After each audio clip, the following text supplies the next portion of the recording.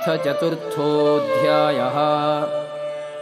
श्रीभगवानुवाच इमं विवस्वते योगं प्रोक्तवान् अहमव्ययं विवस्वान् मनवे प्राह मनुः इक्ष्वाकवे ब्रवीत्. The personality of Godhead, Lord Shri Krishna, said, I instructed this imperishable science of yoga to the sun god, Vivaswan, and Vivaswan instructed it to Manu, the father of mankind, and Manu in turn instructed it to Ikshvaku. Evam parampara praptam imam rajarshayo viduhu sakale neha mahata yogo nashtaha param tapa. This supreme science was thus received through the chain of disciplic succession, and the saintly kings understood it in that way. But in course of time, the succession was broken, and therefore the science as it is appears to be lost. Sayevayam maya tedya yogaha proktaha puratanaha bhaktosi me sakha cheti rahasyam ketaduttamam. That very ancient science of the relationship with the Supreme is today told by me to you, because you are my devotee as well as my friend, and can therefore understand the transcendental mystery of this science. Arjuna uvacha aparam bhavato janma param janma vivasvataha kathametad vijaniyam त्वमादौ प्रोक्तवानिति.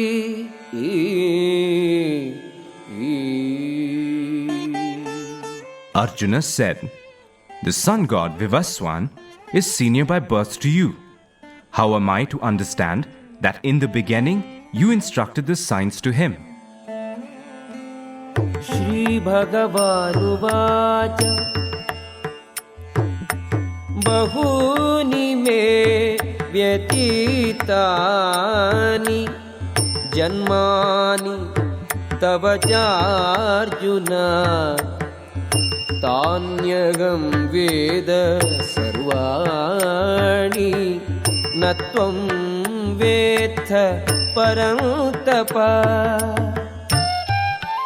The personality of Godhead said, many, many births both you and I have passed. I can remember all of them, but you cannot, O subduer of the enemy. Ajopi san avyayatma bhutanam ishwaropi san prakritim swam adhishtaya sambhavami atmamayaya. Although I am unborn and my transcendental body never deteriorates, although I am the Lord of all living entities, I still appear in every millennium in my original transcendental form. Yada yada hi dharmasya glanir bhavati Bharata abhyutthanam adharmasya tadatmanam syaham. Whenever and wherever there is a decline in religious practice, O descendant of Bharata, and a predominant rise of irreligion, at that time I descend myself. Paritranaya sadhunam vinashaya cha dushkritam dharma संस्थापनार्थाय संभवामि युगे युगे. To deliver the pious and to annihilate the miscreants, as well as to re-establish the principles of religion, I myself appear millennium after millennium. Janma karma cha me divyam evam yo veti tattvataha tyaktva deham punarjanma naiti mameti sorjuna. One who knows the transcendental nature of my appearance and activities does not, upon leaving the body, take his birth again in this material world, but attains my eternal abode, O Arjuna. Vitaraga bhaya krodhaga manmaya mam upashritaga bhagavo jnana tapasa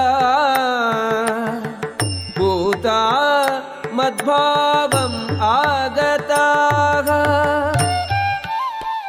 Being freed from attachment, fear and anger, being fully absorbed in me and taking refuge in me, many persons in the past became purified by knowledge of me, and thus they all attained transcendental love for me. Ye yatha mam prapadyante tam tathaiva bhajamyaham mama vartmanu vartante manushyaha partha sarvashaha. As all surrender unto me, I reward them accordingly. Everyone follows my path in all respects, O son of Pritha. Kanksham taha karmanam siddhim yajanta iha devataha kshipram hi manushe loke siddhir bhavati karmaja. Men in this world desire success in fruitive activities, and therefore they worship the demigods. Quickly, of course, men get results from fruitive work in this world. Chaturvarnyam maya srishtyam gunakarma vibhagashaha tasya kartaramapi mam vidya kartaram avyayam. According to the three modes of material nature and the work associated with them, the four divisions of human society are created by me. And although I am the creator of the system, you should know that I am yet the non-doer, being unchangeable. Namam karmani limpanti name karma bhale sprha iti mam yobhijanati karma bhihi nasabadhyate. There is work that affects me, nor do I aspire for the fruits of action. One who understands this truth about me also does not become entangled in the fruitive reactions of work. Evam jnatva kritam karma purvairapi mumshubhihi kuru karmaiva tasmat tvam purvaihi purvataram kritam. All the liberated souls in ancient times acted with this understanding of my transcendental nature. Therefore, you should perform your duty, following in their footsteps. किं कर्म किमकर्मेति कवयोऽप्यत्र मोहिताः तत्ते कर्म प्रवक्ष्यामि यज्ञात् मोक्ष्यसे शुभात्. Even the intelligent are bewildered in determining what is action and what is inaction. Now I shall explain to you what action is, knowing which you shall be liberated from all misfortunes. कर्मणो ह्यपि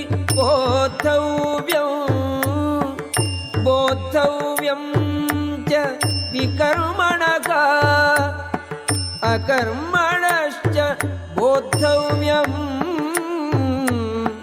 गहना कर्मणो गतिः. The intricacies of action are very hard to understand. Therefore, one should know properly what action is, what forbidden action is, and what inaction is. कर्मणि अकर्म यः पश्येत् अकर्मणि च कर्म यः स बुद्धिमान् मनुष्येषु स युक्तः कृष्ण कर्म कृत्. One who sees inaction in action and action in inaction is intelligent among men, and he is in the transcendental position, although engaged in all sorts of activities. यस्य सर्वे समारम्भाः कामसङ्कल्पवर्जिताः ज्ञानाग्निदग्धकर्माणं तमाहुः पण्डितं बुधाः. One is understood to be in full knowledge, whose every endeavor is devoid of desire for sense gratification. He is said by sages to be a worker, for whom the reactions of work have been burnt up by the fire of perfect knowledge. त्यक्त्वा कर्मफलासङ्गं नित्यतृप्तो निराश्रयः कर्मणि अभिप्रवृत्तोऽपि नैव किञ्चित् करोति सः. Abandoning all attachment to the results of his activities, ever satisfied and independent, he performs no fruitive action, although engaged in all kinds of undertakings. निराशीः यतचित्तात्मा त्यक्तसर्वपरिग्रहः शारीरं केवलं कर्म कुर्वन् नाप्नोति किल्बिषम्.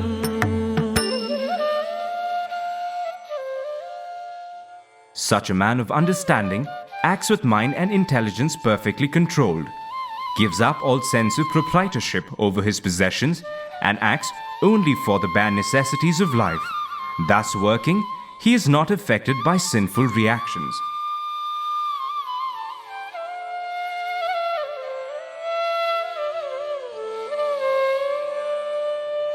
यदृच्छलाभसन्तुष्टो द्वन्द्वातीतो विमत्सरः समः सिद्धौ असिद्धौ च कृत्वापि न निबध्यते.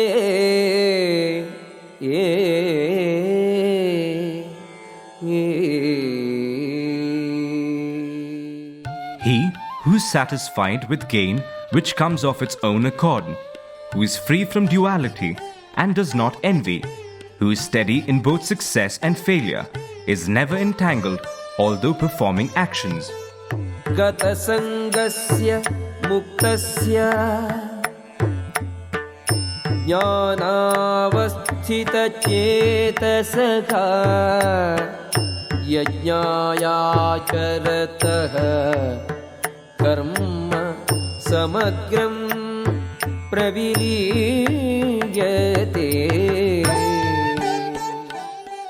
The work of a man who is unattached to the modes of material nature and who is fully situated in transcendental knowledge merges entirely into transcendence.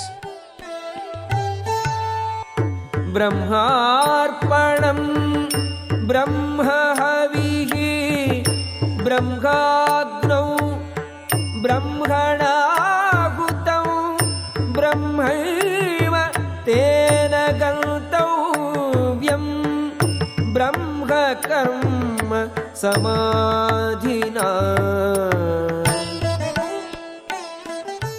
A person who is fully absorbed in Krishna consciousness is sure to attain the spiritual kingdom because of his full contribution to spiritual activities, in which the consummation is absolute and that which is offered is of the same spiritual nature.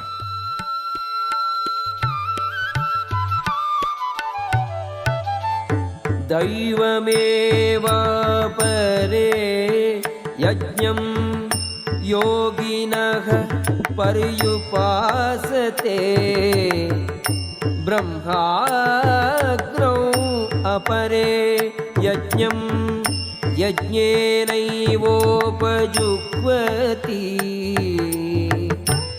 Some yogis perfectly worship the demigods by offering different sacrifices to them, and some of them offer sacrifices in the fire of the Supreme Brahman.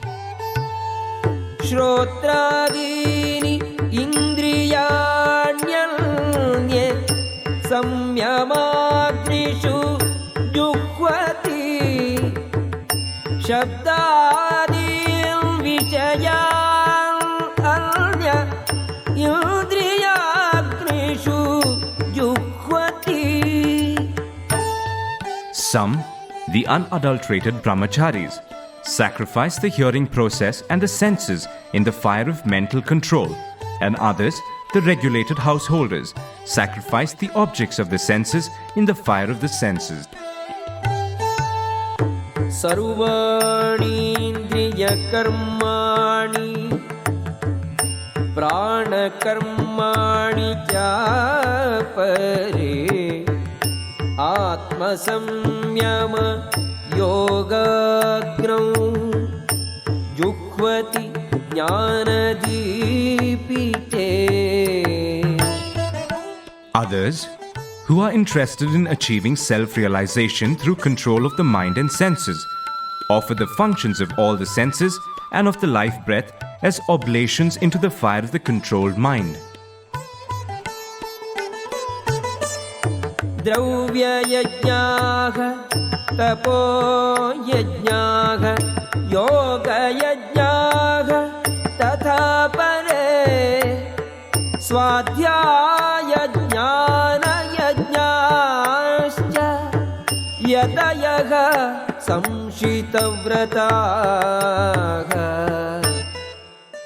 Having accepted strict vows, some become enlightened by sacrificing their possessions, and others by performing severe austerities, by practicing the yoga of eightfold mysticism, or by studying the Vedas to advance in transcendental knowledge.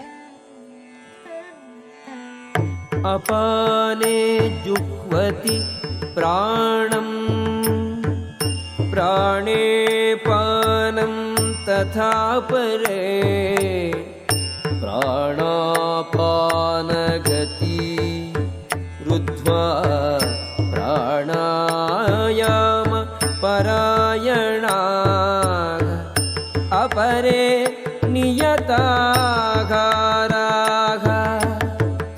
प्राणान् प्राणेषु जुह्वति.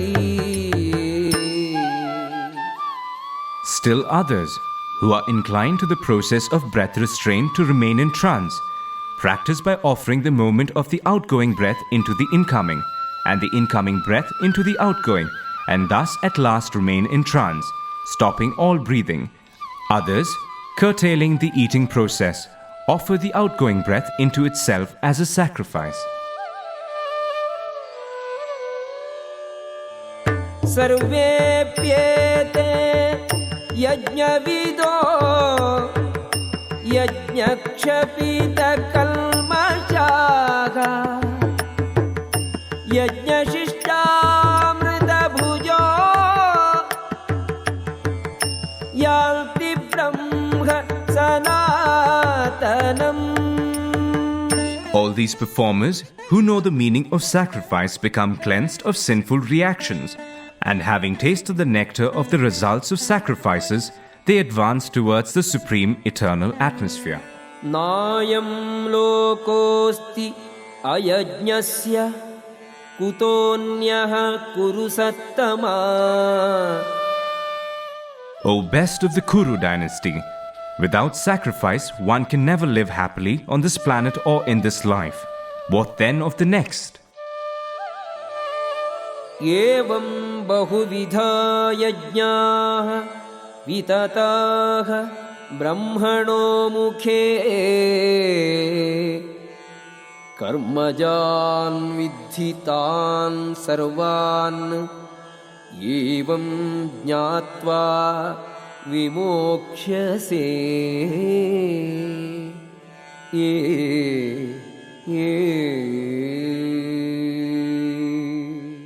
All these different types of sacrifices are approved by the Vedas, and all of them are born of different types of work. Knowing them as such, you will become liberated.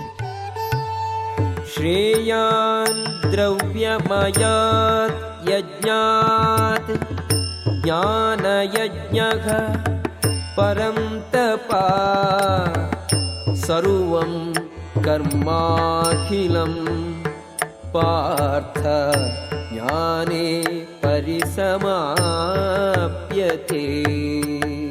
O chastiser of the enemy, the sacrifice performed in knowledge is better than the mere sacrifice of material possessions. After all, O son of Pritha, all sacrifices of work culminate in transcendental knowledge. तद्विद्धि प्रणिपातेन परिप्रश्नेन सेवया उपदेक्ष्यन्ति ते ज्ञानम् ज्ञानिनः तत्त्वदर्शिनः. Just try to learn the truth by approaching a spiritual master. Inquire from him submissively and render service unto him. The self-realized souls can impart knowledge unto you because they have seen the truth. यज्ञात्वा न पुनर्मोहम् एवं यास्यसि पाण्डव येन भूतानि अशेषेण द्रक्ष्यस्यात्मन् यथो मयि. Having obtained real knowledge from a self-realized soul, you will never fall again into such illusion. For by this knowledge you will see that all living beings are but part of the Supreme, or, in other words, that they are mine.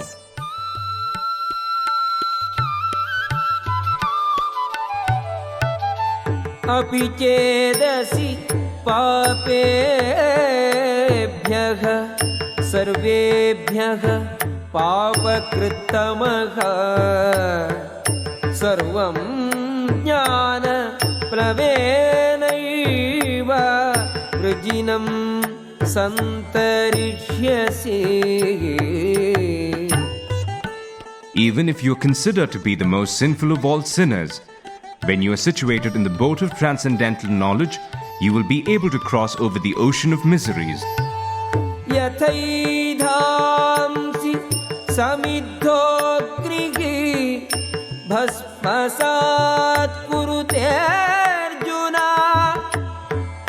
ज्ञानाग्निः सर्वकर्माणि भस्मसात् कुरुते तथा. As a blazing fire turns firewood to ashes, O Arjuna, so does the fire of knowledge burn to ashes all reactions to material activities. न हि ज्ञानेन सदृशम् पवित्रम् इह विद्यते तत्स्वयं योगसंसिद्धः कालेनात्मनि विन्दति. In this world, there is nothing so sublime and pure as transcendental knowledge. Such knowledge is the mature fruit of all mysticism.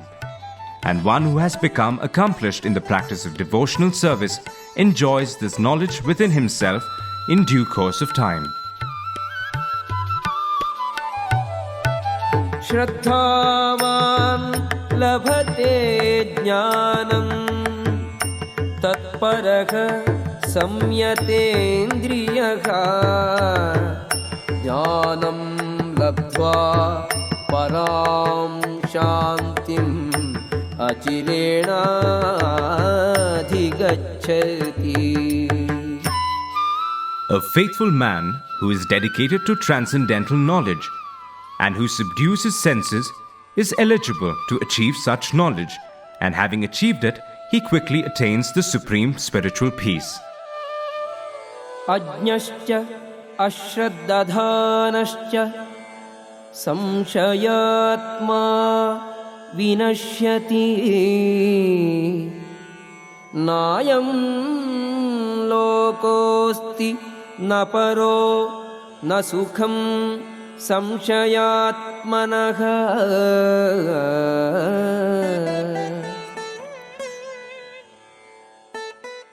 But ignorant and faithless persons who doubt the revealed scriptures do not attain God consciousness. They fall down. For the doubting soul, there is happiness neither in this world nor in the next. Yoga sanyasta karmanam jnana samchinna samshayam atmavantam na karmani nibaddhanti dhananjaya. One who acts in devotional service, renouncing the fruits of his actions, and whose doubts have been destroyed by transcendental knowledge, is situated factually in the self. Thus, he is not bound by the reactions of work, O conqueror of riches. Tasmadajnana sambhutam hristham jnanasinatmanaha chitvainam samshayam yogam atishthotishhtha bharata. Therefore, the doubts which have arisen in your heart out of ignorance should be slashed by the weapon of knowledge. Armed with yoga, O Bharata, stand and fight. Om Tat Saditi Srimad Bhagavad Gita Su Upanishadsu Brahma Vidyayam Yoga Shastre Shri Krishna Arjuna Samvade Jnana Karma Sannyasa Yogo Nama Chaturthodhyayaha.